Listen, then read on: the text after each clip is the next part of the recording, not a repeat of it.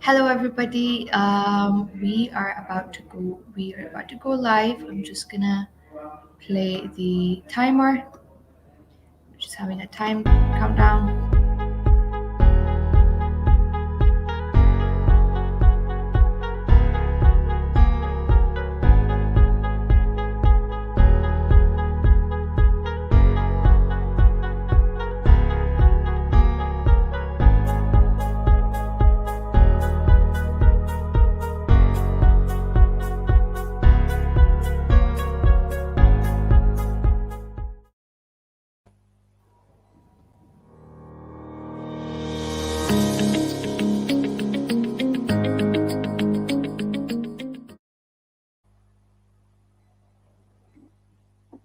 All right. Welcome, everyone. This is Fatma Tariq, and with me, I have Sandra White. We will be talking about climate change and denial.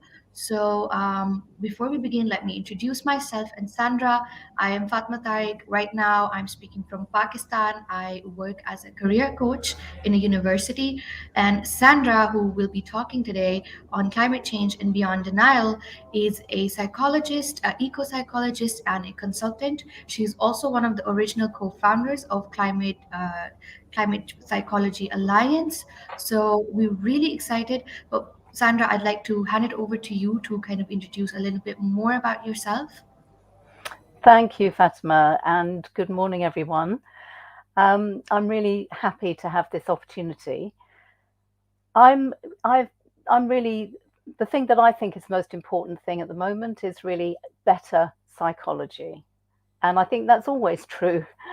I think that if we can understand the psychology of what's happening, then we stand a better chance of being skillful and getting better results. And to just give you a tiny bit of background about myself, the first half of my career was in equal opportunities, as it was called then, diversity and inclusion now. And again, I was applying psychology to how to bring people of different backgrounds together and work creatively together. And for the last 30 or so years, I've had a great interest in climate change. And the last 20 years, I've really been thinking deeply and experimenting with how to uh, release denial, understanding what it is, why does it arise, and how can we release it. Thank you so much, Sandra. That sounds very, very interesting, and I'm quite, psyched to hear that you're working with inclusivity, and now you're working towards climate change. I think climate change also kind of requires people to be inclusive and take this together because this is everybody's problem, right? But before we launch into our discussion, I want to take a moment to thank everyone who's here with us, who's watching us. I really hope that you are also learning. Please feel free to ask us questions if you have any. So, with that, Sandra, I'm going to hand it over back to you. We'd really like if you could kind of shed light on the work that you're doing currently and how you've been working with climate change and the eco psychology. So, yeah. So I was I was first prompted to think about denial some 15 years or so ago when I started a transition town initiative in my town where I live, which is Hertford in the southeast of England. And setting up an eco store, just to give information, in the farmers market in my town, I had an opportunity to watch people as they approached the stall. And what was so striking was that people didn't know we were there. They were expecting it to be a food stall or something like that. And as soon as they understood what the stall was about, there was a complete change in many people's demeanor, in their face, in their skin color, in their body language. And most of them made sure that they didn't pass anywhere near our stall.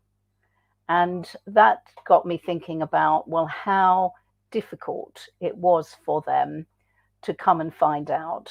And that was the start. And so, actually, over the last few years, I've been experimenting with different ways of communicating about climate change, but all the time studying What are people's reactions? I'm not an academic. The way that I study is very close observation and applying the theories that I know. So I'm a trained counsellor, and I did 6 years of a training to become a psychoanalyst. So my way of thinking about psychology is to think about unconscious drives and needs and how those produce patterns in our behaviour. And so that's brought me to a very different understanding of denial. And it might be useful for me to just summarize that. The way that I see it is that we need to reframe the way that we think about two critical things. The first is what we are as human beings. We've been delivered a message for the last 30 or 40 years that human beings are just selfish, and all we're interested in is meeting our own needs and desires as individuals. But actually, that's not true. We all know that the human species is a social species. We are social creatures. And what that means is that effectively, we want to be valuable to the whole as much as we want to be valuable to ourselves. Excuse me. So what does that mean for denial? I would say that denial is a characteristic of being a social creature. And I just want to say something for a moment about the word denial. It's a very difficult and charged word, and I do appreciate that for very good historical reasons. But that's partly why we really do need to understand what it really is for. What function is it performing for us? The impacts of denial are undoubtedly dangerous. When we are in denial, we're not engaging with the problem at hand, and we may be undermining everybody else's efforts to engage creatively with the problem. I am not trying to suggest that denial is not a dangerous thing. It is. But we can't address it unless we understand it. Denial is a necessary and valid psychological defense. The thing that we need to understand is, what is it defending us from? And I have come to the conclusion that what it is defending us from is experiencing our own sense of core worthlessness.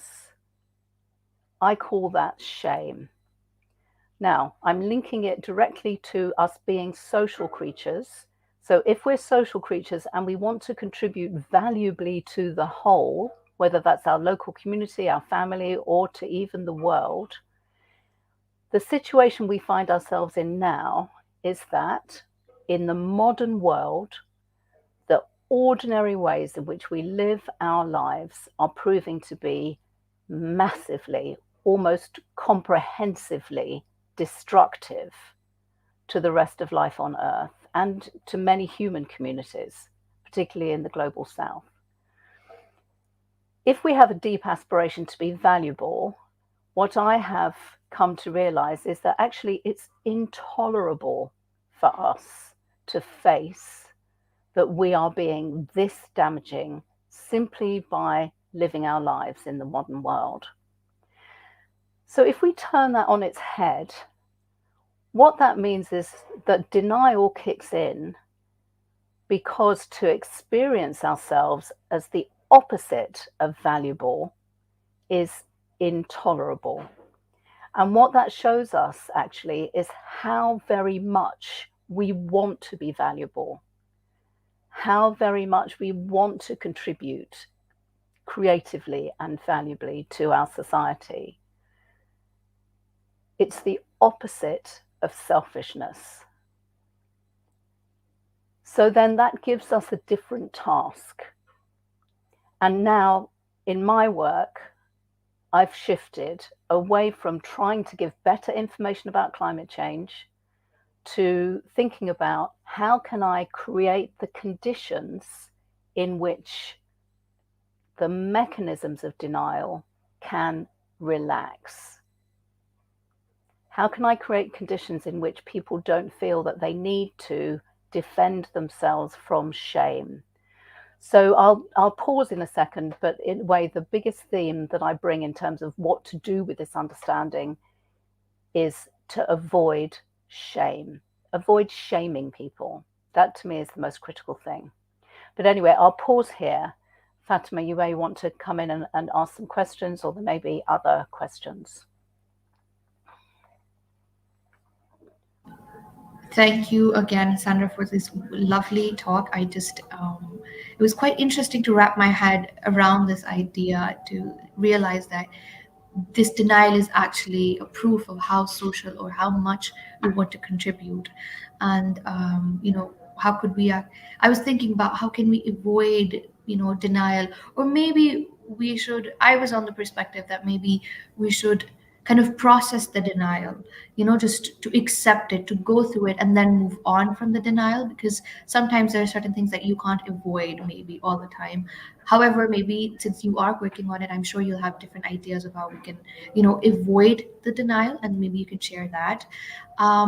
Another thing that I wanted to kind of ask is, um, like, you talked about reframing about climate change. It's definitely true. Now, whenever you look at climate change talks, or I think there was this recent video, there's this dinosaur coming in the UN assembly, and he's like, "Don't do this to yourself." I think that was it did make you feel ashamed. Oh, we're the ones destructing the earth.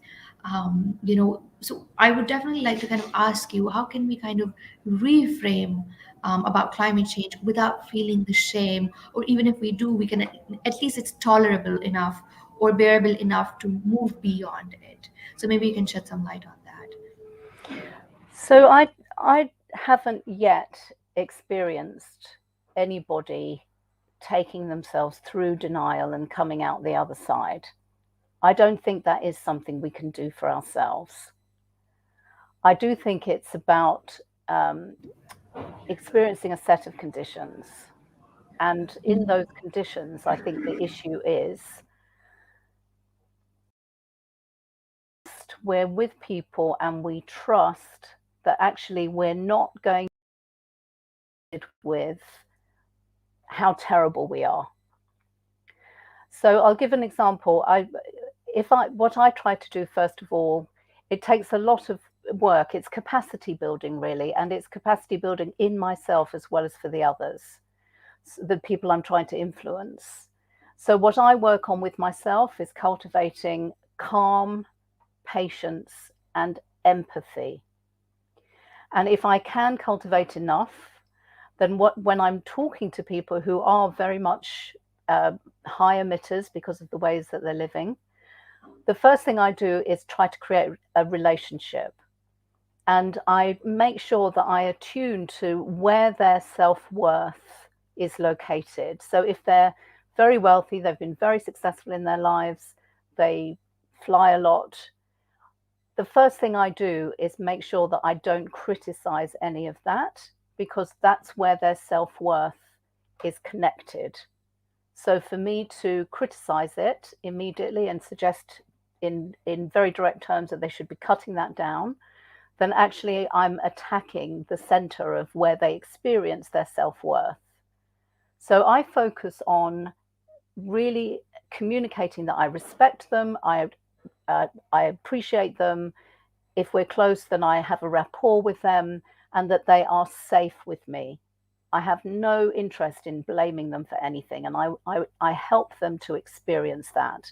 And if we can create an ongoing dialogue over time that may not be about climate change, but eventually there'll be the opportunity to talk about climate change. There'll be something in the news, or there'll be something that I feel I have to share. The first thing I do really is talk about how difficult I find it. I talk about the things that I struggle with, the things that I don't want to sacrifice, the things that I need to do in my life that I know are producing carbon emissions. So I try and make sure that they have an experience of me as the same as them. We're all struggling with the same things. Very few of us are pure. And it's really important not to give out a sense that I'm better than them in any way. we're all struggling, and we need to learn together how to do this and achieve it together. And then that creates enough safety perhaps for them to do the same, share their dilemmas. And then that builds trust and the feeling that we're on the same side and we're in it together. And then steadily, I've found that that enables people to think more creatively, because they're not having to defend themselves against someone who they think is going to attack them. So it's creating a set of conditions.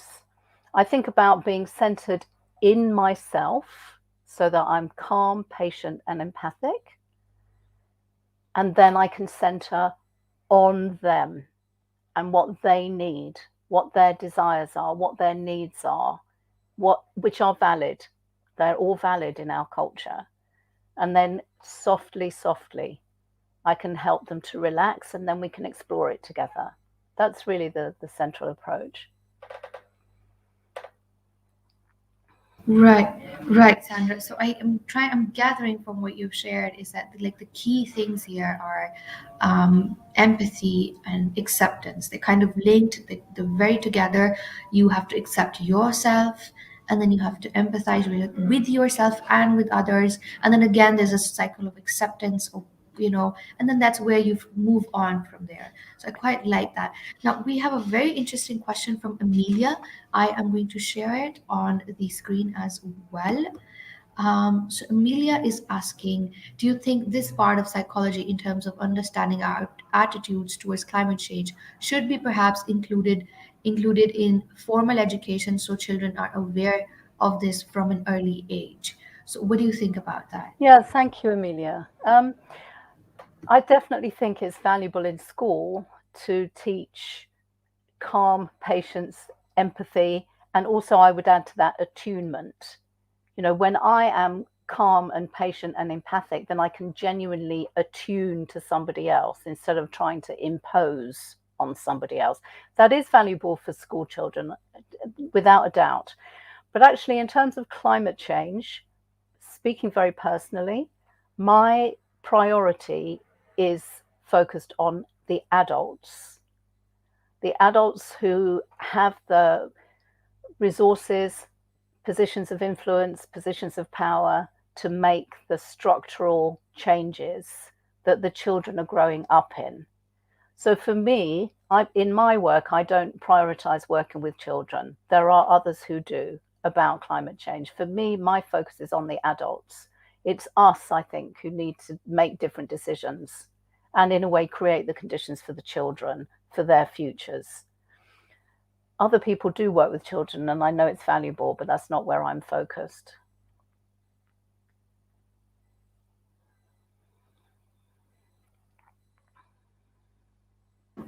Thank you, Sandra. I think, Amelia, I hope that answers your question. We do have a comment that it's a beautiful talk. Sandra, I'm going to show it on screen as well. It's nice for the appreciation. So I'm also learning from this talk. I was just taking some notes as understanding, wrapping my head around it.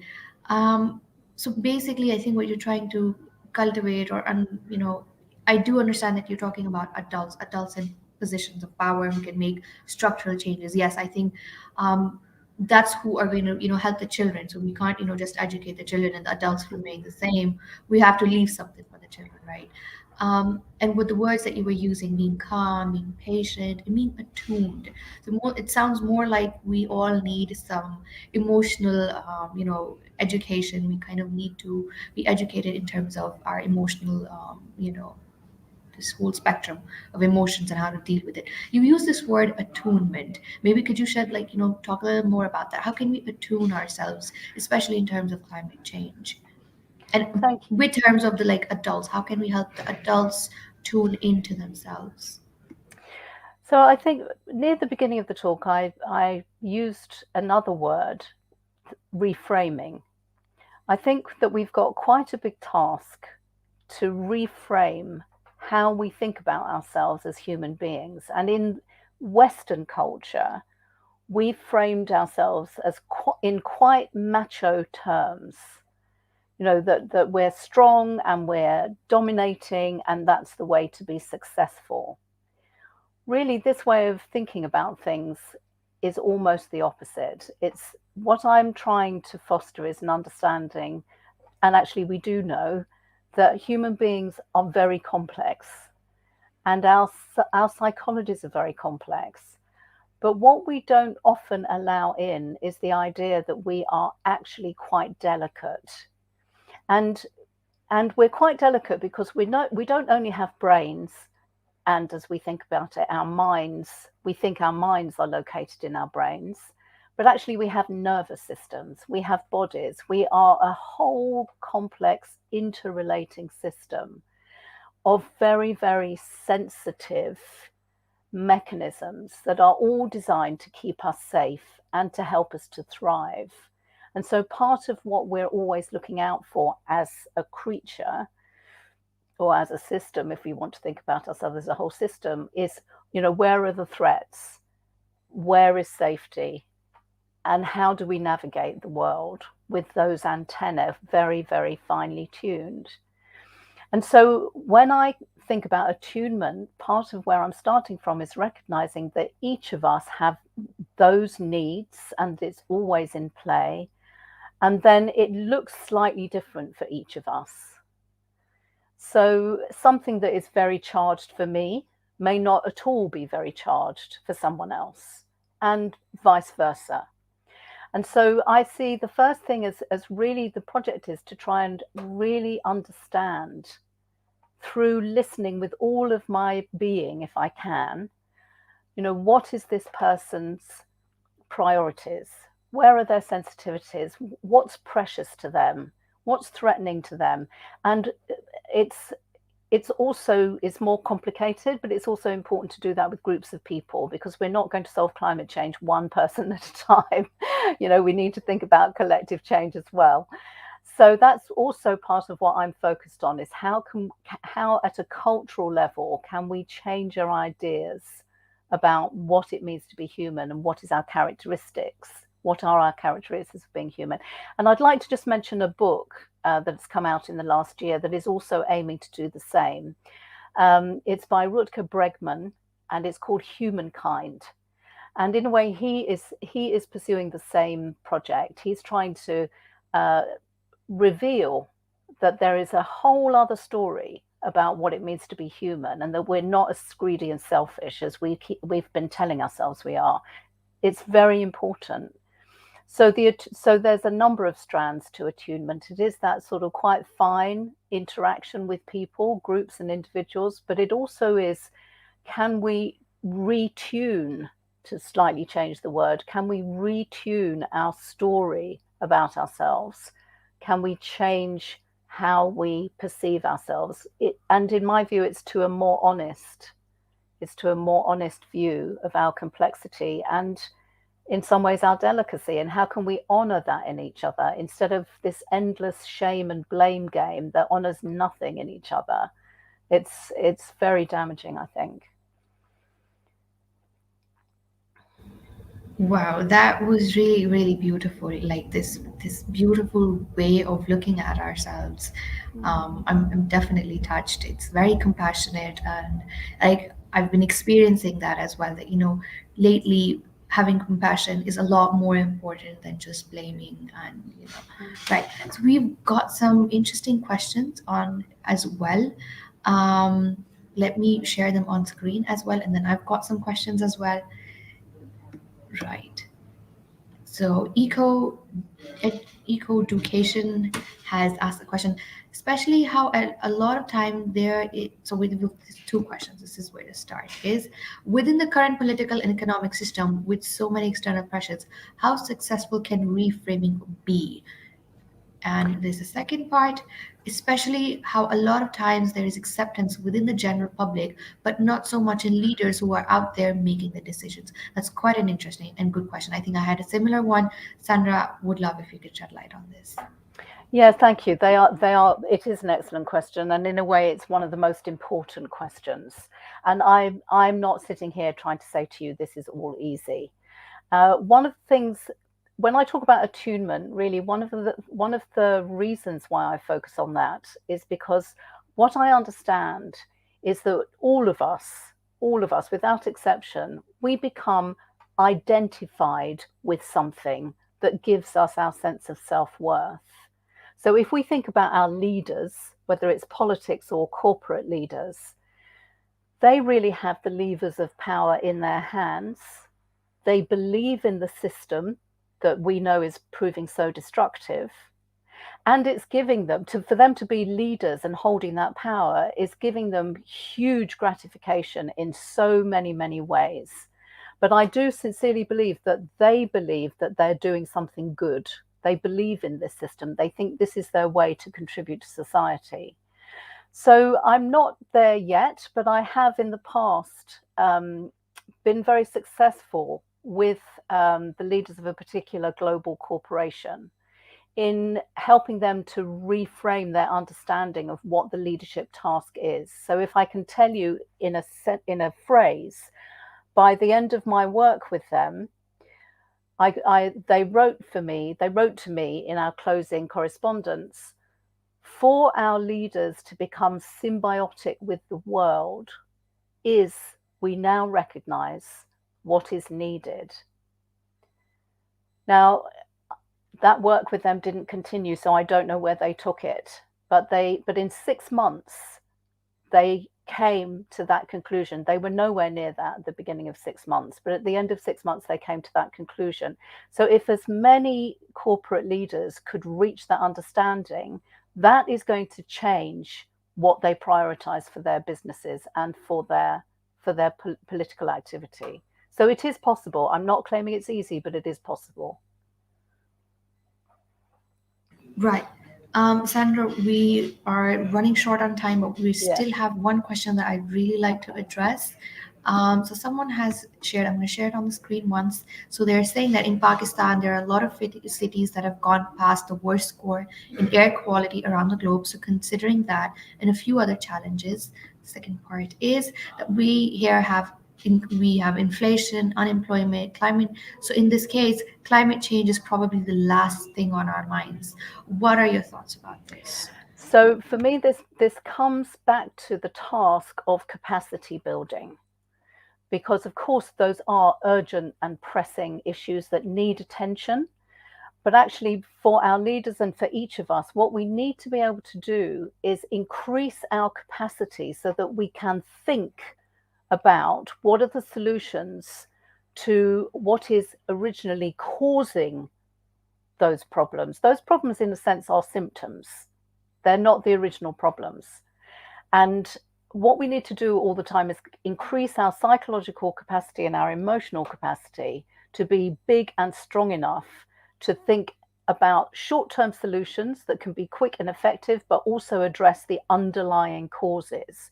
So I come back to it's the same work, really. It's establishing relationship, establishing trust, helping people to think and expand their capacity to think, and ensure that we're not shaming and therefore creating a set of conditions in which they can consistently, and it's true of all of us, that we all can consistently expand our capacity to address what are complex and urgent problems without shutting down, without avoiding them. And we need to do that together. We need to be humble and respectful and loving and compassionate and do it together. It's Lovely. a bit philosophical rather than practical, but I sincerely believe that is a route through. I sincerely do. I think that is practical. It's just that we are not taking it, because it's more of a quality rather than, Yeah. like a substantial thing. So it's hard for people to take it as practically. But that is the practical solution. I Yeah. totally agree. So thank you so much, Sandra. We are Thank you. nearing the end of our talk. Still have a lot of questions people also want to ask. So Sandra, you've opened up this new and beautiful perspective, and we'd love to know more about it. Would you like kindly share some more resources that we can share in the chat box, and then we can share it with the audience if they'd love to, kind of know more about this? Yes. Um, so there's an article that I wrote that's just been published in the Mint magazine. Mhm. Fatima, are you going to put them in the chat or shall I? I will. I will Okay, ask. thank I you. will. You can share them with me. I think you have a few, Yes, and that's I'll put right. it in the chat That's box. right. All right. Also, there's a fantastic article that came out in Mm-hmm. 2008 by a woman called Renee Lertzman, and Mm-hmm. it's called The Myth of Apathy. And it was the Mm-hmm. first, she's the first person to put out a different view of why modern humans are not engaging with climate change. It's really one of the most Mm-hmm. important things I've ever read. Also, there's a video of a dialogue between Kate Rayworth, her Mm-hmm. husband Roman Krasnarek, and Vicky Mm-hmm. Robin. And Mm-hmm. also, Roman Krasnarek's work on empathy is very important. So, there's also a link to an article where he describes the 6 habits of highly empathic people. And there's also that book, Humankind, that I've already mentioned by Rutger Bregman. So those are Mm-hmm. resources that can help you to understand more and think more about Mm-hmm. building on this particular approach. Okay. And I hope to be bringing more work out in the future. I'm just at the beginning. Definitely, Sandra. I think I am definitely looking forward to it. So is the audience. With that said, thank you for sharing the resources. We'll have them in the chat box for everyone to have a look. Sandra, would you like to kind of end the talk by sharing some last thoughts or anything that you'd like a message to give to everyone? Well, first of all, thank you for your interest and for your questions, but also the, this approach is what we need as human beings. I Mhm. would be talking about this even if it wasn't for climate change. We need Mhm. to understand and love ourselves and each other a lot better. And the power in that, in my view, is infinite. We can get skilled at all of this and we can be heart centered. And then we've all got a better future. That's really where I would leave it. And thank you, Fatima, for this lovely interview and for your questions. Thank you for being with me in this. Thank you. Same here, Sandra. I think this is quite significant to have this talk with you. Again, thank you, Sandra. Thank you, everyone who's been watching. Looking forward, people would love if you guys could keep chatting and asking questions. This is the kind of dialogue that we really need. Again, thank you, everyone. Have a great day. Goodbye. Bye. Bye bye.